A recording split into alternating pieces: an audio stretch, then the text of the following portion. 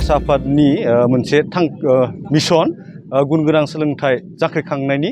मावथांखि बे मावथांखिजों लोब्बा लाखिनानै बोसोरफ्रोमबो लाबोबाय थानाय लेखा देग्लायबो तामुलपुर दख'रा दुलाराय बर' फरायसा आफादा जि गोलोम बोथोरनि सम बे समाव बेसेन नाङै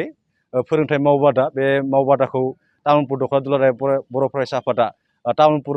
दख'रानि बेन्दों सिङाव थानाय तामुलपुर जौसिन गेजेरारि फरायसालियाव दिनैनिफ्राय जागायनानै फैगौ जुलाइ दाननि 26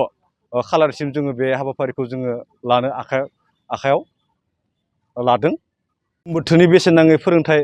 मावबादायाव जोङो थाखो 9 आरो 10 नि फरायसाफोरनो थाखाय गोरलै सानखान्थि, गोरलै बिगियान आरो इंराजि रावखान्थिनि बे मोनथाम आयदानि सायाव जोङो फोरोंथाइ होनो थाखाय आखायाव लादों। फरायसाफोरखौ जोङो बेखौनो खावलायनो सानोदि नैबे समाव जोङो गावनि जि बेसेन गोसा सम बेखौ जोङो ओरैनो बाहायनाङा। बेनि थाखायनो जोङो बे थांखिखौ लानाय जादों। जोंनि तामुलपुर दख'रानि सिङाव थानाय गासैबो थाखो 9 आरो 10 आव फरायबाय थानाय जि फरायसाफोर बिथांमोनखौ आङो गुरै खावलायनो सानो जोंनि जि बेसेन नाङै जि फोरोंथाइ मावबादा बे मावबादायाव फैनानै थाखो लाफैनांगौ, क्लास लाफैनांगौ। मानोना नैबे समाव जों बयबो मिथिगौ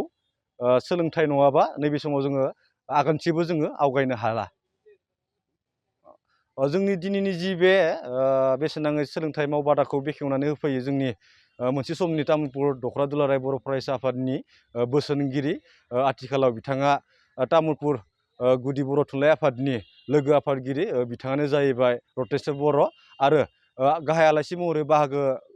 लाफैयो जोंनि तामुलपुर जिल्ला दुलाराय बर' फरायसा आफादनि मानगोनां सोलोंथाइ नेहाथारि बिथां गबाराम बर' बिथाङा, लोगोसे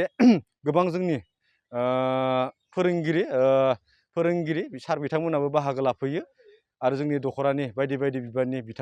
बिबानगिरि बिथांमोनाबो बाहागो लाफैयो।